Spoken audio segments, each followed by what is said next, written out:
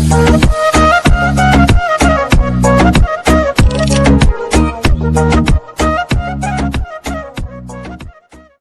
Friends, welcome to your YouTube channel English family 87। So अपनी इस video ਦੇ ਵਿੱਚ ਆਪਾਂ ਗੱਲ ਕਰਾਂਗੇ Oxford practice grammar by John Eastwood और ਉਸ ਦੀ ਐਕਸਰਸਾਈਜ਼ ਹੈ ਜਿਹੜੀ ਉਹ ਆਪਾਂ ਕਰਾਂਗੇ 137 ਨੰਬਰ। ਸੋ ਦੇਖੋ ਇਸ ਦੇ ਵਿੱਚ ਆਪਾਂ ਨੇ ਕੀ ਕਰਨਾ ਹੈ, relative clauses with who which that। So relative clause ਦੇ ਬਾਰੇ ਆਪਾਂ ਜਾਣਕਾਰੀ ਲਵਾਂਗੇ ਇਸ ਐਕਸਰਸਾਈਜ਼ ਦੇ ਵਿੱਚ ਕਿ ਰਿਲੇਟਿਵ ਕਲੌਜ਼ਸ ਕੀ ਹੁੰਦੇ ਨੇ। ਆਪਾਂ ਡਿਟੇਲ ਦੇ ਵਿੱਚ ਜ਼ਿਆਦਾ ਨਹੀਂ ਜਾਵਾਂਗੇ, ਸਿਰਫ ਤੁਹਾਨੂੰ ਇੱਕ ਬਰੀਫ ਦੇ ਵਿੱਚ ਮੈਂ ਦੱਸ ਦੇਵਾਂਗਾ ਕਿ ਰਿਲੇਟਿਵ ਕਲੌਜ਼ ਕੀ ਹੁੰਦੇ ਨੇ। ਦੇਖੋ ਰਿਲੇਟਿਵ ਕਲੌਜ਼ ਦੀ ਜੇਕਰ ਆਪਾਂ ਗੱਲ ਕਰੀਏ, ਰਿਲੇਟਿਵ ਕਲੌਜ਼ ਉਹ ਹੁੰਦੇ ਨੇ, ਆਪਾਂ ਮੰਨ ਲਓ ਕਿਸੇ ਸੈਂਟੈਂਸ ਦੇ ਵਿੱਚ ਕਿਸੇ ਪਰਸਨ ਜਾਂ ਫਿਰ ਕਿਸੇ ਥਿੰਗ, ਕਿਸੇ ਚੀਜ਼ ਦੇ ਬਾਰੇ ਜਾਣਕਾਰੀ ਲੈਣੀ ਹੋਵੇ ਕਿ ਕੌਣ ਜਾਂ ਫਿਰ ਕਿਹੜਾ। ਆਪਾਂ ਨੂੰ ਕਿਸੇ ਸੈਂਟੈਂਸ ਦੇ ਵਿੱਚ ਰਿਲੇਟਿਵ ਕਲੌਜ਼ ਕੀ ਦੱਸਦੇ ਨੇ, ਦ ਰਿਲੇਟਿਵ ਕਲੌਜ਼ਸ ਆਇਡੈਂਟੀਫਾਈ, ਇਹ ਆਇਡੈਂਟੀਫਾਈ ਕਰਦੇ ਨੇ ਵਿਚ ਪਰਸਨ, ਕਿ ਕਿਹੜਾ ਪਰਸਨ ਔਰ ਥਿੰਗ ਜਾਂ ਫਿਰ ਕਿਹੜੀ ਚੀਜ਼ ਵੀ ਆਰ ਟਾਕਿੰਗ ਅਬਾਊਟ, ਮਤਲਬ ਕਿ ਅਸੀਂ ਕਿਸ ਦੇ ਬਾਰੇ ਗੱਲ ਕਰ ਰਹੇ ਹਾਂ। ਹੁਣ ਦੇਖੋ ਜਿਸ ਤਰ੍ਹਾਂ ਫॉर एग्जांपल द वुमन ਆਪਾਂ ਇੱਕ ਔਰਤ ਦੇ ਬਾਰੇ ਗੱਲ ਕਰ ਰਹੇ ਹਾਂ। who gets up early, ਜੋ ਕਿ ਜਲਦੀ ਉੱਠਦੀ ਹੈ। ਜਿਹੜਾ ਇਹ ਹੈਗਾ who gets up early, ਇਹ ਇੱਕ ਰਿਲੇਟਿਵ ਕਲੌਜ਼ ਹੈ, ਕਿਉਂਕਿ ਇਹ ਆਪਾਂ ਨੂੰ ਦੱਸਦਾ ਹੈ ਕਿ ਆਪਾਂ ਗੱਲ ਕਰ ਰਹੇ ਹਾਂ ਦ ਵੂਮਨ, ਔਰਤ ਦੇ ਬਾਰੇ। ਕਿਹੜੀ ਔਰਤ, ਇਹ ਆਪਾਂ ਨੂੰ ਦੱਸਦਾ ਉਹ ਔਰਤ ਜਿਹੜੀ who gets up early, ਜਿਹੜੀ ਕਿ ਜਲਦੀ ਉੱਠਦੀ ਹੈ। ਇਸੇ ਤਰ੍ਹਾਂ ਜਿਸ ਤਰ੍ਹਾਂ ਕਿ ਦੇਖੋ ਦ ਕਾਰ, ਆਪਾਂ ਕਾਰ ਦੀ ਗੱਲ ਕਰ ਰਹੇ ਹਾਂ। ਕਿਹੜੀ ਕਾਰ, ਦ ਕਾਰ that broke down, ਉਹ ਕਾਰ ਜਿਹੜੀ ਕੀ ਮਤਲਬ ਕਿ ਖਰਾਬ ਹੋ ਗਈ, ਖਰਾਬ ਹੋਣ ਵਾਲੀ ਕਾਰ ਦੀ ਆਪਾਂ ਗੱਲ ਕਰ ਰਹੇ ਆ, ਤਾਂ ਇਹ ਆਪਣਾ ਹੋ ਗਿਆ ਰਿਲੇਟਿਵ ਕਲੌਜ਼। ਵੈਸੇ ਰਿਲੇਟਿਵ ਕਲੌਜ਼ ਨੇ ਜਿਹੜੇ ਉਹ who, which, whom, that, whose, ਇਹਨਾਂ ਤੋਂ ਸਟਾਰਟ ਹੁੰਦੇ ਨੇ। ਵੈਸੇ ਆਪਾਂ ਆਪਣੀ ਇਸ ਐਕਸਰਸਾਈਜ਼ ਦੇ ਵਿੱਚ ਸਿਰਫ ਰਿਲੇਟਿਵ ਕਲੌਜ਼ ਨੇ ਜਿਹੜੇ who, which ਔਰ that ਇਹ ਵਾਲੇ ਕਰਨੇ ਨੇ। ਸੋ ਰਿਲੇਟਿਵ ਕਲੌਜ਼ ਕੀ ਹੁੰਦੇ ਨੇ ਤੁਹਾਨੂੰ ਦੇਖੋ ਪਤਾ ਚੱਲ ਗਿਆ, ਸਿਰਫ ਬਰੀਫ ਦੇ ਵਿੱਚ ਹੀ ਇੰਨਾ ਕਾਫੀ ਹੈ ਜੇਕਰ ਇੰਨਾ ਤੁਹਾਨੂੰ ਪਤਾ ਚੱਲ ਜੇ। ਅੱਗੇ ਹੁਣ ਦੇਖੋ ਆਪਾਂ ਇਸ ਦੀ ਗੱਲ ਕਰਦੇ ਹਾਂ। ਇਸ ਐਕਸਰਸਾਈਜ਼ ਦੇ ਵਿੱਚ ਸਭ ਤੋਂ ਪਹਿਲਾਂ ਆਪਾਂ ਨੇ ਕੀ ਕਰਨਾ ਹੈ, ਇਹ ਆਪਾਂ ਨੂੰ ਕੁਝ ਕੁ ਸੈਂਟੈਂਸ ਦਿੱਤੇ ਨੇ। ਹਰ ਇੱਕ ਸੈਂਟੈਂਸ ਦੇ ਵਿੱਚ ਸਭ ਤੋਂ ਪਹਿਲਾਂ ਤਾਂ ਆਪਾਂ ਨੂੰ ਉਹ ਦਿੱਤਾ ਹੈ ਪਰਸਨ ਜਿਸ ਦੇ ਬਾਰੇ ਆਪਾਂ ਗੱਲ ਕਰ ਰਹੇ ਹਾਂ, ਦ ਮੈਨ, ਦ ਵੂਮਨ, ਦ ਗਰਲ, ਇਸ ਤਰ੍ਹਾਂ ਸਾਰੇ ਪਰਸਨ। ਔਰ ਬ੍ਰੈਕਟ ਦੇ ਵਿੱਚ ਆਪਾਂ ਨੂੰ ਉਸ ਬਾਰੇ ਕੁਝ ਜਾਣਕਾਰੀ ਹੈ ਜਿਹੜੀ ਉਹ ਦਿੱਤੀ ਹੈ। ਹੁਣ ਆਪਾਂ ਇਸ ਨੂੰ ਇੱਕ ਸੈਂਟੈਂਸ ਬਣਾ ਕੇ ਲਿਖਣਾ ਹੈ ਔਰ ਕੋਸ਼ਿਸ਼ ਕਰਨੀ ਹੈ ਯੂਜ਼ ਦਾ ਸ਼ਾਰਟੈਸਟ ਵੇ, ਮਤਲਬ ਕਿ ਜ਼ਿਆਦਾ ਤੋਂ ਜ਼ਿਆਦਾ ਜਿੰਨਾ ਹੋ ਸਕੇ ਉਨਾ ਸ਼ਾਰਟ ਵੇ ਦੇ ਵਿੱਚ ਆਪਾਂ ਨੇ ਉਸ ਬਾਰੇ ਜਾਣਕਾਰੀ ਦੇਣੀ ਹੈ। ਠੀਕ ਹੈ ਨਾ। ਆਫ ਆਇਡੈਂਟੀਫਾਈਂਗ ਵੇਅਰ ਪੋਸੀਬਲ, ਐਗਜ਼ਾਮਪਲ ਜਿਸ ਤਰ੍ਹਾਂ ਕਿ ਦ ਟਾਲ ਬॉय, ਚਲੋ ਇਹ ਤਾਂ ਇਹ ਪੜ੍ਹਨ ਦੀ ਇੰਨੀ ਜ਼ਰੂਰਤ ਨਹੀਂ, ਵੈਸੇ ਜਿੰਨਾ ਮੈਂ ਤੁਹਾਨੂੰ ਦੱਸ ਰਿਹਾ ਆਪਾਂ ਨੂੰ। ਜਿਸ ਤਰ੍ਹਾਂ ਇੱਥੇ ਦਿੱਤਾ ਦ ਬॉय, ਬ੍ਰੈਕਟ ਦੇ ਵਿੱਚ ਦਿੱਤਾ ਹੀ ਇਜ਼ ਟਾਲ, ਮਤਲਬ ਕਿ ਦ ਬॉय ਲੜਕਾ, ਹੀ ਇਜ਼ ਟਾਲ ਉਹ ਬਹੁਤ ਜ਼ਿਆਦਾ ਲੰਬਾ ਹੈ। ਆਪਾਂ ਨੇ ਇਸ ਨੂੰ ਇੱਕ ਕਰਕੇ ਲਿਖਣਾ ਹੈ, ਇਸ ਨੂੰ ਇੱਕ ਕਰਕੇ ਲਿਖਣਾ, ਜਿਸ ਤਰ੍ਹਾਂ ਕਿ ਇਹਦਾ ਬਣਾਤਾ ਦ ਟਾਲ ਬॉय। ਦੇਖੋ ਦ ਬॉय ਹੀ ਇਜ਼ ਟਾਲ, ਆਪਾਂ ਨੂੰ ਡਬਲ ਡਬਲ ਜਾਣਕਾਰੀ ਦਿੱਤੀ ਹੈ। ਪਹਿਲਾਂ ਤਾਂ ਦੱਸਤਾ ਇੱਕ ਲੜਕਾ ਹੈ, ਉਸ ਤੋਂ ਬਾਅਦ ਬ੍ਰੈਕਟ ਦੇ ਵਿੱਚ ਕਹਿਤਾ ਹੀ ਇਜ਼ ਟਾਲ ਕਿ ਉਹ ਲੰਬਾ ਹੈ, ਤਾਂ ਆਪਾਂ ਨੇ ਕਹਿਤਾ ਲੰਬਾ ਲੜਕਾ, ਤਾਂ ਆਪਾਂ ਨੇ ਕਹਿਤਾ ਦ ਟਾਲ ਬॉय। ਇਸ ਤਰ੍ਹਾਂ ਆਪਾਂ ਨੇ ਸ਼ਾਰਟ ਦੇ ਵਿੱਚ ਸਾਰਿਆਂ ਨੂੰ ਇਸ ਤਰ੍ਹਾਂ ਨਿਬੇੜਨਾ ਹੈ। ਹੁਣ ਕਰਨਾ ਕਿਸ ਤਰ੍ਹਾਂ ਦੇਖੋ, ਇਹਦੇ ਵਿੱਚ ਸਮਟਾਈਮਸ ਕੀ ਹੁੰਦਾ ਹੈ, ਆਪਾਂ ਰਿਲੇਟਿਵ ਕਲੌਜ਼ ਦਾ ਵੀ ਯੂਜ਼ ਕਰਾਂਗੇ ਇਹਨਾਂ ਦੇ ਵਿੱਚ, ਜਿੱਥੇ ਮਤਲਬ ਕਰਨਾ ਜ਼ਰੂਰੀ ਹੈ, ਕਿੱਥੇ ਕਰਨਾ ਮੈਂ ਤੁਹਾਨੂੰ ਦੱਸੂ।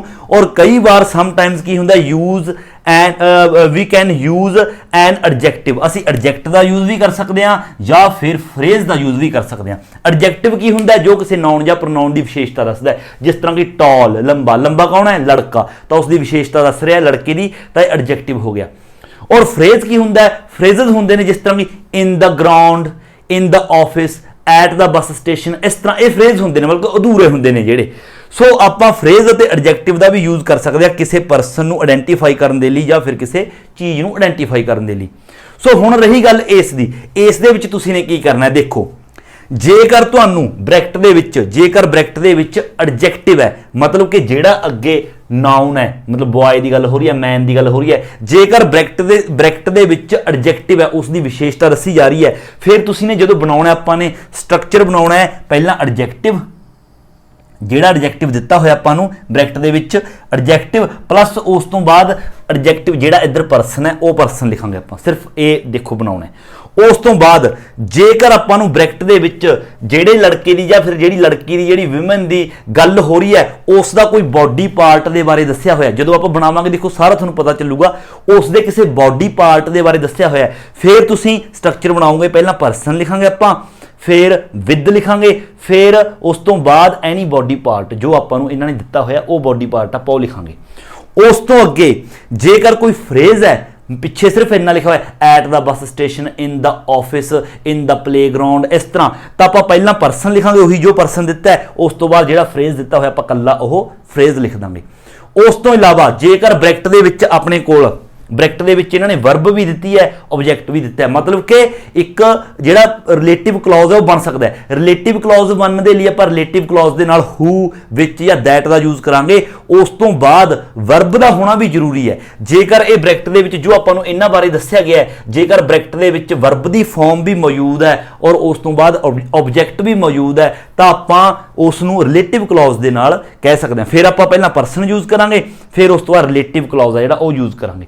ਜੇਕਰ ਕੋਈ ਪਰਸਨ ਹੈ ਤਾਂ ਉਸ ਦੇ ਲਈ ਹੂ ਯੂਜ਼ ਕਰਾਂਗੇ, ਜੇਕਰ ਕੋਈ ਚੀਜ਼ ਹੈ ਉਸ ਦੇ ਲਈ ਵਿਚ ਜਾਂ ਫਿਰ ਦੈਟ ਦਾ ਯੂਜ਼ ਕਰਾਂਗੇ। ਸੋ ਦੇਖੋ ਜਦੋਂ ਹੁਣ ਬਣਾਵਾਂਗੇ ਇਹ ਯਾਦ ਰੱਖਣਾ ਹੈ, ਜਦੋਂ ਬਣਾਵਾਂਗੇ ਉਸ ਹਿਸਾਬ ਨਾਲ ਤੁਹਾਨੂੰ ਮੈਂ ਦੱਸਦਾ ਜਾਊਂਗਾ, ਸਾਰਾ ਕਲੀਅਰ ਹੋ ਜੂ। ਦੇਖੋ ਪਹਿਲਾ ਕੀ ਹੈ, ਦ ਬॉय, ਆਪਾਂ ਲੜਕੇ ਦੇ ਬਾਰੇ ਦੱਸਣਾ ਹੈ। ਲੜਕੇ ਦੇ ਬਾਰੇ ਬ੍ਰੈਕਟ ਦੇ ਵਿੱਚ ਕੀ ਦੱਸਿਆ, ਹੀ ਇਜ਼ ਟਾਲ। ਦੇਖੋ ਟਾਲ ਹੈ ਕਹਿੰਦੇ ਹੋ, ਹੀ ਇਜ਼ ਟਾਲ, ਹੋਰ ਕੋਈ ਕੰਮ ਕੁੰਮ ਨਹੀਂ ਕਰ ਰਿਹਾ ਹੋ, ਸਿਰਫ ਦੱਸਿਆ ਉਸ ਬਾਰੇ ਕਿ ਉਹ ਟਾਲ ਹੈ। ਟਾਲ ਕੀ ਹੈ, ਟਾਲ ਇੱਕ ਐਡਜੈਕਟਿਵ ਹੈ, ਮਤਲਬ ਕਿ ਐਡਜੈਕਟਿਵ ਦਿੱਤਾ ਹੋਇਆ ਤਾਂ ਆਪਾਂ ਪਹਿਲਾਂ ਐਡਜੈਕਟਿਵ ਲਿਖਾਂਗੇ, ਪਹਿਲਾਂ ਐਡਜੈਕਟਿਵ ਲਿਖਾਂਗੇ, ਫਿਰ ਪਰਸਨ ਲਿਖਾਂਗੇ। ਪਰਸਨ ਕੌਣ ਹੈ, ਬॉय, ਇਸ ਲਈ ਆਪਾਂ ਨੇ ਲਿਖਿਆ ਦ ਟਾਲ, ਐਡਜੈਕਟਿਵ ਆ ਗਿਆ, ਦ ਟਾਲ, ਫਿਰ ਪਰਸਨ ਬॉय, ਦ ਟਾਲ ਬॉय, ਠੀਕ ਹੈ ਨਾ।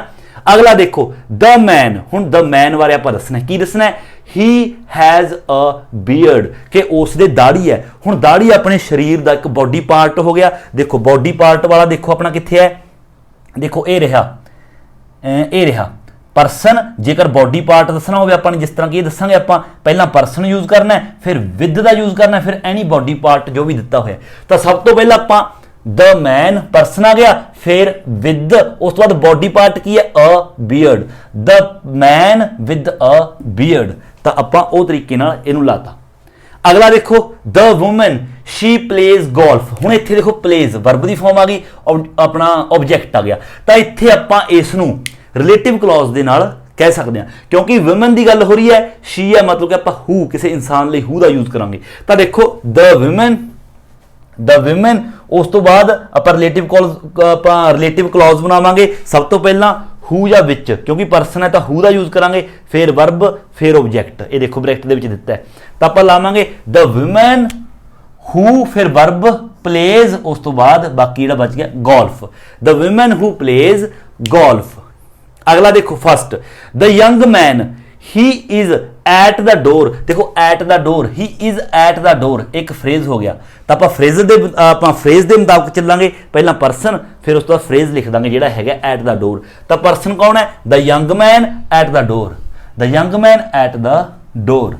ਉਸ ਤੋਂ ਅੱਗੇ ਸੈਕਿੰਡ ਦੇਖੋ ਦ ਮੈਨ, ਅੱਗੇ ਉਸ ਦੇ ਬਾਰੇ ਕੀ ਦੱਸਿਆ, he plays his stereo at night. ਰਾਤ ਨੂੰ ਆਪਣਾ ਸਟੀਰੀਓ ਹੈ ਜਿਹੜਾ ਉਹ ਮਤਲਬ ਕਿ ਪਲੇ ਕਰਦਾ ਹੈ। ਦੇਖੋ ਪਲੇਜ਼ ਵਰਬ ਦੀ ਫਾਰਮ ਹੈ, ਤਾਂ ਆਪਾਂ ਇਸ ਨੂੰ ਹੂ ਵਾਲਾ, ਪਹਿਲਾਂ ਹੂ ਕਿਉਂਕਿ ਯੰਗ ਮੈਨ ਹੈ, ਹੂ, ਫਿਰ ਵਰਬ, ਫਿਰ ਬਾਕੀ ਆਬਜੈਕਟ ਸਾਰਾ ਪਿੱਛੇ ਉਸੇ ਤਰ੍ਹਾਂ ਆ ਜਾਏਗਾ। ਤਾਂ ਦੇਖੋ ਦ ਮੈਨ ਹੂ, ਉਸ ਤੋਂ ਬਾਅਦ plays, who plays his stereo at night, who plays his stereo at night.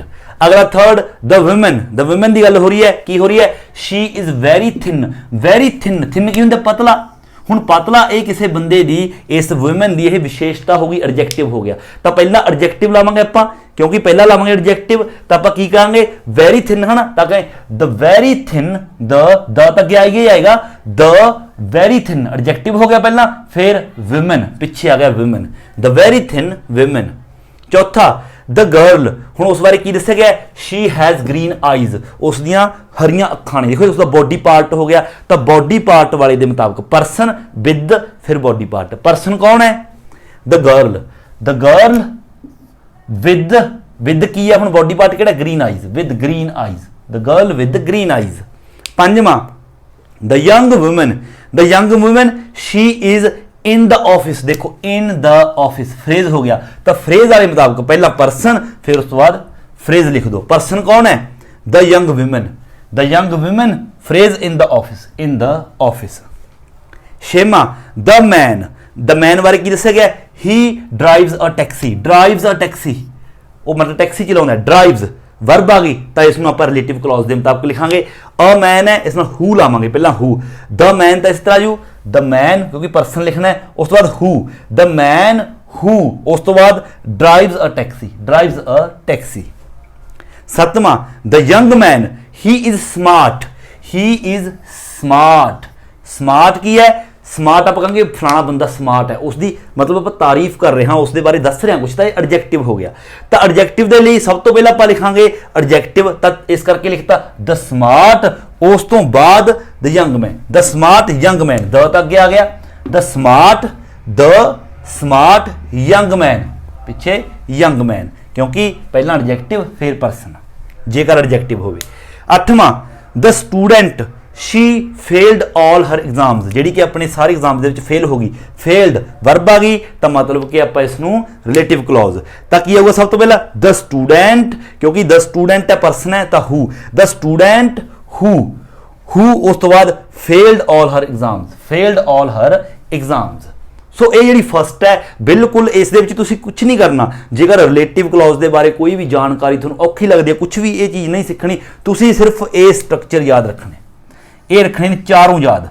जेकर एडजैक्टिव है ब्रैकेट दे विच किसी ए नाउन के बारे कुछ विशेषता उसकी दसी गई, जिस तरह कि टॉल है, ये वेरी थिन है, ये स्मार्ट है, फिर तो तुसी ने पहला एडजैक्टिव द लगा के the very thin, the smart, the tall, उस तो बाद पर्सन जो भी है, द टॉल बॉय, ठीक है, the very thin women, the smart young man, इस तरह लिखना है। जेकर पर्सन किसी पर्सन का बॉडी पार्ट दसिया गया, जिस तरह की इस दे विच है अ बियर्ड, उसकी दाढ़ी बारे दसिया गया है, या फिर इत्थे एक होर सी ग्रीन आईज, फिर तुसीं की करना है, सब तो पहला पर्सन भी किस दियां ग्रीन आईज ने, जिवें द गर्ल उस बाद नाल विद लाउणा है, with green eyes, the girl with green eyes, the man with a beard, इस तरह लाउणा है।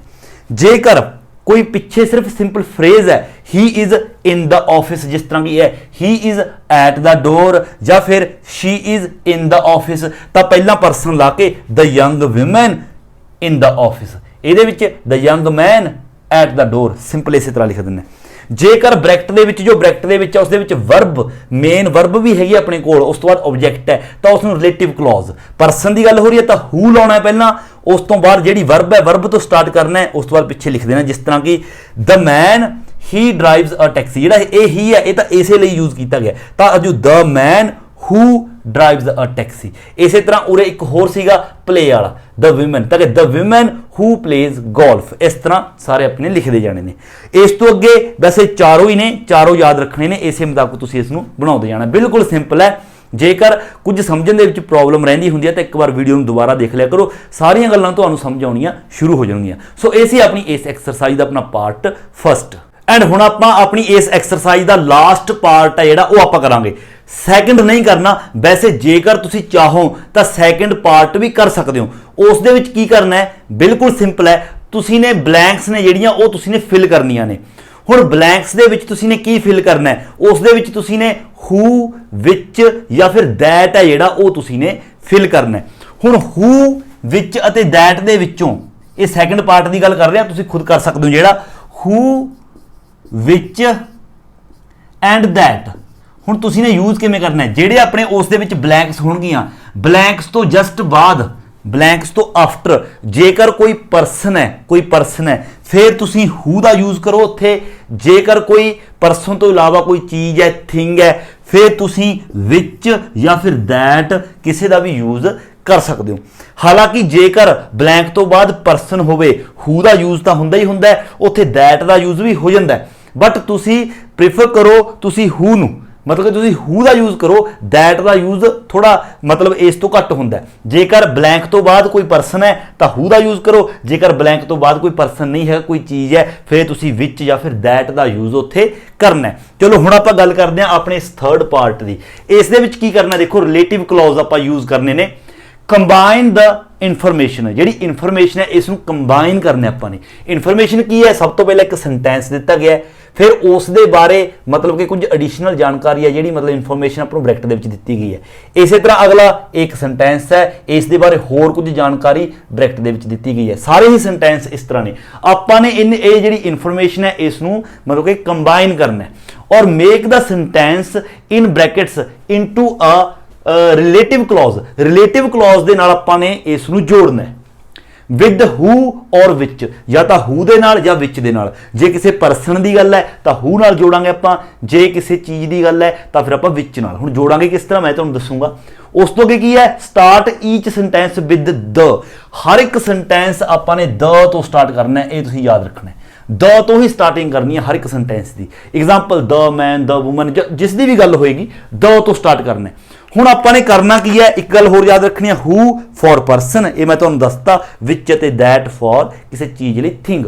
ਹੁਣ ਆਪਾਂ ਨੇ ਜਦੋਂ ਇੱਥੇ ਬਣਾਉਣੇ ਨੇ, ਹੁਣ ਸਟਰਕਚਰ ਕੀ ਬਣਾਉਣਾ, ਦੇਖੋ ਇਹ ਸਟਰਕਚਰ ਲਿਖ ਲਓ, ਯਾਦ ਕਰ ਲਓ, ਆਰਾਮ ਨਾਲ ਤੁਸੀਂ ਸਾਰੇ ਆਪਣੇ ਆਪ ਬਣਾ ਦੋਗੇ। ਸਭ ਤੋਂ ਪਹਿਲਾਂ ਦ ਦਾ ਯੂਜ਼ ਤਾਂ ਦੇਖੋ ਆਪਾਂ ਕਰਨਾ ਹੀ ਕਰਨਾ ਹੈ, ਆਪਾਂ ਨੂੰ ਇਹਨਾਂ ਨੇ ਖੁਦ ਕਹਿਤਾ ਵੀ ਤੁਸੀਂ ਦ ਦਾ ਯੂਜ਼ ਕਰਨਾ ਹੈ। ਉਸ ਤੋਂ ਬਾਅਦ ਆਪਾਂ ਯੂਜ਼ ਕਰਨਾ ਹੈ ਸਬਜੈਕਟ। ਸਬਜੈਕਟ ਕਿਹੜਾ, ਇਹ ਫਸਟ ਪਰਸਨ ਵਾਲਾ, ਇਸ ਦੇ ਵਿੱਚ ਜੋ ਮੇਨ ਸਬਜੈਕਟ ਹੈ, ਜੋ ਪਹਿਲਾਂ ਸ਼ੁਰੂ ਦੇ ਵਿੱਚ ਹੀ ਸਬਜੈਕਟ ਸ਼ੁਰੂ 'ਚ ਹੀ ਹੁੰਦਾ ਤਾਂ ਉਹ ਆਪਾਂ ਨੇ ਸਬਜੈਕਟ ਯੂਜ਼ ਕਰਨਾ ਹੈ। ਉਸ ਤੋਂ ਬਾਅਦ ਕੀ ਕਰਨਾ ਹੈ, ਜਿਹੜਾ ਰਿਲੇਟਿਵ ਕਲੋਜ਼ ਆਪਾਂ ਨੇ ਵਿੱਚ ਰਿਲੇਟਿਵ ਕਲੋਜ਼ ਆ ਜਿਹੜਾ ਉਹ ਯੂਜ਼ ਕਰਨਾ ਹੈ। ਪਹਿਲਾਂ ਦ, ਫਿਰ ਇਸ ਦੇ ਵਿੱਚੋਂ ਸਬਜੈਕਟ, ਫਿਰ ਇਹ ਸੈਂਟੈਂਸ ਨੂੰ ਬਾਕੀ ਛੱਡ ਦੇਣਾ, ਆਪਾਂ ਬ੍ਰੈਕਟ ਵਾਲੇ ਦੇ ਵਿੱਚ ਆ ਜਾਣਾ, ਬ੍ਰੈਕਟ ਵਾਲੇ ਦੇ ਵਿੱਚ ਆ ਜਾਣਾ। ਜੇਕਰ ਕਿਸੇ ਪਰਸਨ ਦੀ ਗੱਲ ਹੋ ਰਹੀ ਹੈ ਫਿਰ ਆਪਾਂ ਹੂ ਤੋਂ ਸਟਾਰਟ ਕਰਨਾ, ਜਦੋਂ ਬ੍ਰੈਕਟ ਵਾਲਾ ਨਾਲ ਜੋੜਨਾ ਹੈ। ਜੇਕਰ ਕੋਈ ਚੀਜ਼ ਕੁਝ ਹੋਰ ਹੈ ਫਿਰ ਆਪਾਂ ਵਿੱਚ ਤੋਂ। ਉਸ ਤੋਂ ਬਾਅਦ ਪਲੱਸ ਜਿਹੜੀ ਵੀ ਇੱਥੇ ਵਰਬ ਹੈ ਕੋਈ, ਔਰ ਉਸ ਤੋਂ ਬਾਅਦ ਅਗਲਾ ਸਾਰਾ ਲਿਖ ਦੇਣਾ ਵਰਬ ਤੋਂ ਬਾਅਦ ਐਜ਼ ਇਟ। ਜਦੋਂ ਉਹ ਪੂਰਾ ਹੋ ਗਿਆ, ਰੈਸਟ ਪਾਰਟ ਸਾਰਾ ਪੂਰਾ ਹੋ ਗਿਆ, ਦੁਬਾਰਾ ਫਿਰ ਉਸ ਤੋਂ ਬਾਅਦ ਪਲੱਸ ਜਿੱਥੋਂ ਇੱਥੇ ਸਬਜੈਕਟ ਤੋਂ ਬਾਹਰ ਜਿਹੜਾ ਬਾਕੀ ਬਚ ਗਿਆ, ਫਿਰ ਉਸ ਤੋਂ ਬਾਅਦ rest part of first sentence, ਬਾਕੀ ਸਾਰਾ ਉਹ ਲਿਖ ਦੇਣਾ। ਦੇਖੋ ਪਹਿਲਾਂ ਬਣਾਵਾਂਗੇ, ਪਹਿਲਾਂ ਬਣਾਉਣ ਦੇ ਨਾਲ ਹੀ ਤੁਹਾਨੂੰ ਸਾਰਾ ਕੁਝ ਸਮਝ ਆ ਜਾਏਗਾ। ਦੇਖੋ ਦ ਤੋਂ ਤਾਂ ਆਪਾਂ ਸਟਾਰਟ ਕਰਨਾ ਹੀ ਕਰਨਾ ਹੈ, ਦ। ਹੁਣ ਇਸ ਦੇ ਵਿੱਚ ਪਹਿਲੇ ਦੇ ਵਿੱਚ ਸਬਜੈਕਟ ਕੀ ਹੈ, ਅ ਮੈਨ ਹੈਜ਼ ਗੋਨ ਟੂ ਪ੍ਰਿਜ਼ਨ, ਜਿਹੜਾ ਇੱਕ ਮੈਨ ਹੈ ਉਹ ਜੇਲ੍ਹ ਦੇ ਵਿੱਚ ਚਲਾ ਗਿਆ। ਹੀ ਸ਼ੂਟ ਟੂ ਪੁਲਿਸਮੈਨ, ਉਸਨੇ 2 ਪੁਲਿਸ ਵਾਲਿਆਂ ਨੂੰ ਸ਼ੂਟ ਕਰਤਾ। ਸਬਜੈਕਟ ਕੌਣ ਹੈ, ਜਿਹੜਾ ਜੇਲ੍ਹ ਦੇ ਵਿੱਚ ਗਿਆ, ਹੈਜ਼ ਗੋਨ ਟੂ ਪ੍ਰਿਜ਼ਨ ਕੌਣ ਗਿਆ, ਅ ਮੈਨ। ਅ ਮੈਨ ਤਾਂ ਆਪਾਂ ਦ ਮੈਨ ਕਰਾਂਗੇ, ਦ ਮੈਨ, ਦ ਹੋ ਗਿਆ, ਸਬਜੈਕਟ ਹੋ ਗਿਆ।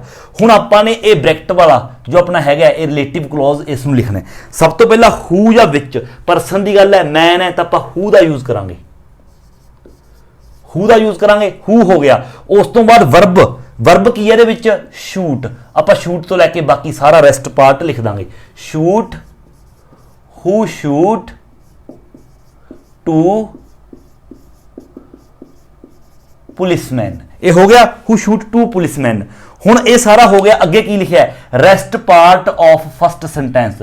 ਹੁਣ ਫਸਟ ਸੈਂਟੈਂਸ ਦਾ ਜਿਹੜਾ ਬਾਕੀ ਰੈਸਟ ਪਾਰਟ ਰਹਿ ਗਿਆ ਉਹ ਸਾਰਾ ਲਿਖ ਦੇਣਾ। ਬਾਕੀ ਕੀ ਰਹਿ ਗਿਆ, ਦੇਖੋ ਅ ਮੈਨ, ਦ ਲਿਖਤਾ, ਮੈਨ ਤੱਕ ਹੋ ਗਿਆ, ਤਾਂ ਮੈਨ ਤੋਂ ਬਾਅਦ ਜਿੰਨਾ ਵੀ ਰਹਿੰਦਾ ਸਾਰਾ ਉਹ ਆਪਾਂ ਦੁਬਾਰਾ ਲਿਖ ਦਾਂਗੇ। Has gone to prison, has gone to prison. ਹੁਣ ਮੇਰੇ ਖਿਆਲ ਹੈ ਤੁਸੀਂ ਬਾਕੀ ਸਾਰੇ ਆਪਣੇ ਆਪ ਬਣਾਉਣ ਦੇ ਕਾਬਿਲ ਹੈਗੇ ਹੋ। ਵੀਡੀਓ ਨੂੰ ਪੌਜ਼ ਕਰਕੇ ਬਣਾ ਕੇ ਦੇਖੋ, ਬਾਕੀ ਚਲੋ ਆਪਾਂ ਬਣਾਉਣੇ ਆ। ਫਸਟ ਦੇਖੋ, ਫਸਟ ਦੇ ਵਿੱਚ ਕੀ ਕਹਿ ਰਿਹਾ, ਅ ਬੰਬ ਕਾਜ਼ਡ ਅ ਲੋਟ ਆਫ ਆਪਣਾ ਡੈਮੇਜਡ, ਮਤਲਬ ਕਿ ਜਿਹੜਾ ਬੰਬ ਹੈ ਉਹ ਬਹੁਤ ਸਾਰੇ ਡੈਮੇਜਡ ਹੈ, ਜਿਹੜਾ ਉਸ ਦਾ ਕਾਰਨ ਬਣਿਆ। ਕਾਰਨ ਕੌਣ ਬਣਿਆ, ਕਾਜ਼, ਕੌਣ ਬਣਿਆ ਕਾਰਨ, ਅ ਬੰਬ। ਸਬਜੈਕਟ ਕੀ ਹੈ, ਅ ਬੰਬ, ਬਟ ਆਪਾਂ ਨੇ ਦ ਤੋਂ ਸਟਾਰਟ ਕਰਨਾ ਹੈ। ਆਪਾਂ ਕਹਿਣਾ ਦ, ਸਬਜੈਕਟ ਲਿਖਣਾ ਹੈ, ਸਬਜੈਕਟ ਬੰਬ ਹੈ, ਦ ਬੰਬ, ਇੱਥੇ ਰੁਕ ਜਾਣਾ ਹੈ ਕਿਉਂਕਿ ਹੁਣ ਆਪਾਂ ਰਿਲੇਟਿਵ ਕਲੌਜ਼ ਲਿਖਣਾ ਹੈ ਬ੍ਰੈਕਟ ਵਾਲਾ। ਇੱਕ ਬੰਬ ਹੈ ਜਿਹੜਾ ਬਹੁਤ ਸਾਰੇ ਡੈਮੇਜ ਦਾ ਕਾਰਨ ਬਣਿਆ। ਅੱਗੇ ਇਸ ਦੇ ਬਾਰੇ ਰਿਲੇਟਿਵ ਕਲੌਜ਼ ਕੀ ਹੈ, ਇਟ ਵੈਂਟ ਆਫ ਦਿਸ ਮਾਰਨਿੰਗ, ਇਸ ਮਾਰਨਿੰਗ ਇਹ ਵੈਂਟ ਆਫ, ਇਸ ਮਾਰਨਿੰਗ ਫਟਿਆ। ਹੁਣ ਆਪਾਂ ਇਹ ਵਰਬ ਹੈ ਵੈਂਟ, ਇਸ ਤੋਂ ਪਹਿਲਾਂ ਆਪਾਂ ਵੈਂਟ ਤੋਂ ਪਹਿਲਾਂ ਹੂ ਜਾਂ ਵਿੱਚ ਦਾ ਯੂਜ਼ ਕਰਾਂਗੇ ਕਿਉਂਕਿ ਇੱਥੇ ਸਬਜੈਕਟ ਬੰਬ ਹੈ, ਕੋਈ ਪਰਸਨ ਨਹੀਂ ਹੈਗਾ, ਤਾਂ ਕਰਕੇ ਆਪਾਂ ਵਿੱਚ, ਵਿੱਚ। ਉਸ ਤੋਂ ਬਾਅਦ ਵਰਬ ਤੋਂ ਲੈ ਕੇ ਬਾਕੀ ਸਾਰਾ, which went off, which went off this morning, which went off this morning ਹੋ ਗਿਆ ਸਾਰਾ ਇਹ। ਹੁਣ ਬਾਕੀ ਰੈਸਟ ਪਾਰਟ ਫਸਟ ਵਾਲੇ ਦਾ, ਹੁਣ ਫਸਟ ਦਾ ਜਿਹੜਾ ਰਹਿੰਦਾ ਬਾਕੀ ਸਾਰਾ ਉਹ ਲਿਖ ਦਾਂਗੇ। ਅ ਬੰਬ ਤੱਕ ਹੋ ਗਿਆ, ਬਾਕੀ ਰਹਿ ਗਿਆ caused a lot of damaged, caused a lot of damaged, ਇਹ ਕੰਪਲੀਟ ਹੋ ਗਿਆ। ਅਗਲਾ ਦੇਖੋ ਇਸ ਦੇ ਵਿੱਚ ਕੀ ਕਹਿ ਰਿਹਾ, a scientist has won the Nobel Prize, ਜਿਹੜਾ ਇੱਕ ਸਾਇੰਟਿਸਟ ਹੈ ਉਸਨੇ ਨੋਬਲ ਪ੍ਰਾਈਜ਼ ਹੈ ਜਿਹੜਾ ਉਹ ਜਿੱਤਿਆ। he discovered a new planet, ਉਸਨੇ ਇੱਕ ਨਵੇਂ ਪਲੈਨਟ ਹੈ ਜਿਹੜਾ ਉਸ ਦਾ ਡਿਸਕਵਰ, ਉਸ ਦੀ ਖੋਜ ਕੀਤੀ ਹੈ ਇੱਕ ਨਵੇਂ ਪਲੈਨਟ ਦੀ। ਹੁਣ ਸਭ ਤੋਂ ਪਹਿਲਾਂ ਦ, ਸਬਜੈਕਟ ਕੀ ਹੈ, ਜਿਹੜਾ ਨੋਬਲ ਪ੍ਰਾਈਜ਼ ਹੈ ਕਿਸ ਨੂੰ ਮਿਲਿਆ, has won the Nobel prize scientist the scientist. ਇੱਥੇ ਆਪਾਂ ਇੱਥੇ ਸਟਾਪ ਕਰਾਂਗੇ। ਹੁਣ ਆਪਾਂ ਰਿਲੇਟਿਵ ਕਲੌਜ਼ ਲਿਖਾਂਗੇ ਦ ਸਾਇੰਟਿਸਟ। ਹੁਣ ਇੱਥੇ ਦੇਖੋ ਇਹ ਕੀ ਹੈ, ਹੀ ਡਿਸਕਵਰਡ, ਵਰਬ ਤੋਂ ਲੈ ਕੇ ਬਾਕੀ ਸਾਰਾ ਲਿਖ ਦਾਂਗੇ। ਸਾਇੰਟਿਸਟ ਇੱਕ ਪਰਸਨ ਹੈ ਤਾਂ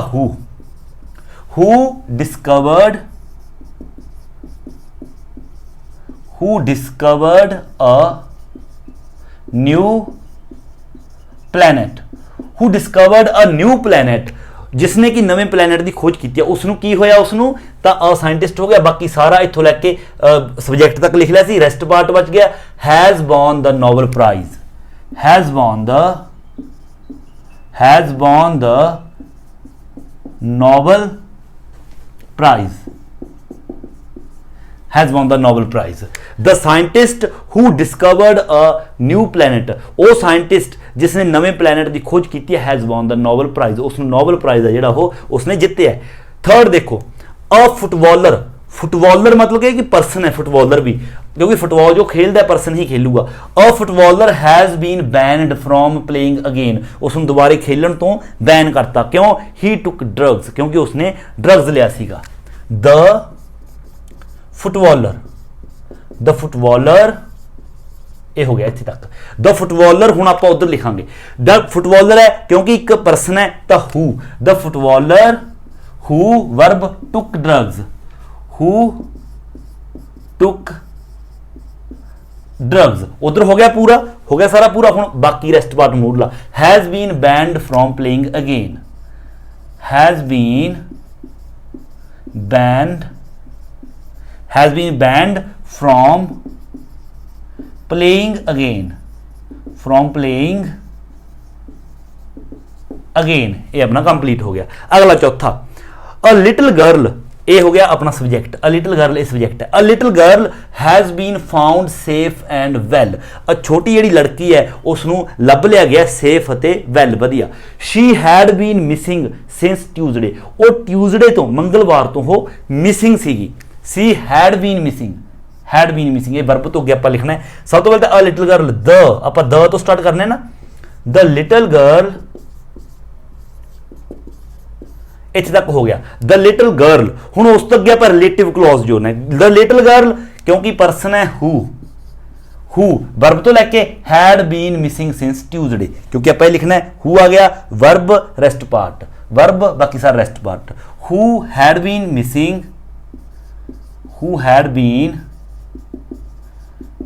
मिसिंग, कदों तो, सिंस ट्यूजडे। जो ये पूरा हो गया, हुण बाकी पहले का जो रेस्ट पार्ट रह गया वो लिख देंगे। Has been found safe and well, has been found safe and well. देखो ये कंप्लीट हो गया।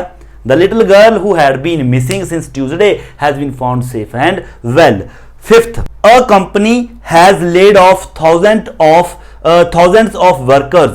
अगे अपन दिता है it owns Greenway सुपरमार्केट। सो देखो ये दोनों ही सेंटेंस पंजवां अते छेवां तुसी खुद बना के देखो, बिल्कुल आसान है, बना सकते हो। पहला द कंपनी लिखना तुसी ने, द कंपनी तो बाद हुण देखो कंपनी पर्सन है या फिर कोई मतलब कि चीज़ है।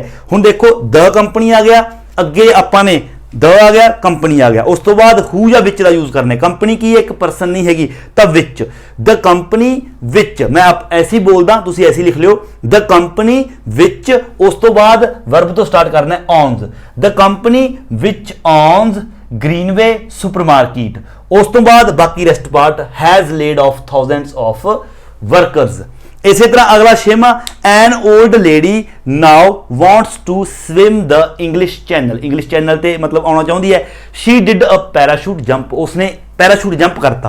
हुण ओल्ड लेडी अपना सब्जेक्ट ओल्ड लेडी है, तब कहेंगे द ओल्ड लेडी ये पर्सन है तो करके हु, द ओल्ड लेडी इत्थे तक हो गए, द ओल्ड लेडी हु, उस तो बाद इत्थों लैके वर्ब तो the old lady who did a parachute jump, उस तो अगला now wants to swim the English Channel, बाकी सारा लिख देना। ਸੋ ਇਹ ਸਟਰਕਚਰ ਯਾਦ ਰੱਖੋ, ਆਰਾਮ ਦੇ ਨਾਲ ਤੁਹਾਨੂੰ ਇਹਨਾਂ ਤੋਂ ਇਲਾਵਾ ਕੋਈ ਵੀ ਤੁਹਾਨੂੰ ਮਤਲਬ ਸੈਂਟੈਂਸ ਆ ਜੀ ਤੁਸੀਂ ਆਸਾਨੀ ਦੇ ਨਾਲ ਉਸ ਨੂੰ ਬਣਾਉਣ ਦੇ ਯੋਗ ਹੋਵੋਗੇ। ਸੋ ਆਈ ਹੋਪ ਕਿ ਇਹ ਐਕਸਰਸਾਈਜ਼ ਹੈ ਜਿਹੜੀ ਤੁਹਾਨੂੰ ਚੰਗੀ ਤਰ੍ਹਾਂ ਸਮਝ ਆਈ ਹੋਵੇਗੀ। ਜੇਕਰ ਸਮਝ ਲੱਗੀ ਹੈ, ਵੀਡੀਓ ਵਧੀਆ ਲੱਗੀ ਹੈ ਤਾਂ ਵੀਡੀਓ ਨੂੰ ਲਾਈਕ ਸ਼ੇਅਰ ਤੇ ਕਮੈਂਟ ਜ਼ਰੂਰ ਕਰੋ, ਔਰ ਜੇਕਰ ਤੁਸੀਂ ਚੈਨਲ ਉੱਪਰ ਨਵੇਂ ਹੋ ਤਾਂ ਚੈਨਲ ਨੂੰ ਸਬਸਕ੍ਰਾਈਬ ਕਰਨਾ ਬਿਲਕੁਲ ਨਹੀਂ ਭੁੱਲਣਾ। ਸੋ ਮਿਲਦੇ ਹਾਂ ਅਗਲੀ ਵੀਡੀਓ ਲੈ ਕੇ, ਉਦੋਂ ਤੱਕ ਦਿਓ ਇਜਾਜ਼ਤ। Thank you so much.